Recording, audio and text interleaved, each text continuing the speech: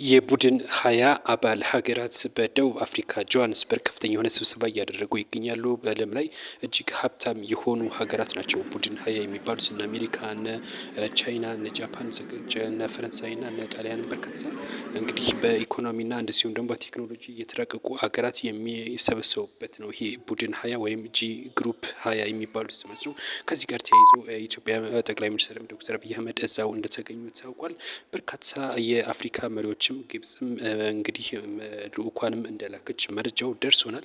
የቡድን ሀያ አባል ሀገራት በርካታ በኢኮኖሚና እነዚሁ በተለያዩ ጉዳይ ይወያያሉ ተብሎ ይጠበቃል። ነገር ግን ዋናው ትኩረት እየሳበው ዶናልድ ትራምፕ በዚህ ስብሰባ ላይ አለመገኘታቸው ብዙዎችን እያነጋገረ ይገኛል። ዶናልድ ትራምፕ እንግዲህ ከደቡብ አፍሪካ ጋር በገባችበት ሰጥ አገባ ምክንያት ነው ደቡብ አፍሪካ የአሜሪካ ገጠራማ ያሉ ገበሬዎች ላይ ጫና ታደርጋለች በሚል ምክንያት የአሜሪካው ፕሬዚዳንት ዶናልድ ትራምፕ አይሳተፉም። ነገር ግን በርካታ የዓለም መሪዎች ወደ ደቡብ አፍሪካ እየገቡ እንደሆነ መረጃው ደርሶናል። ሌሎች መረጃ ካለ እንመልሳለን።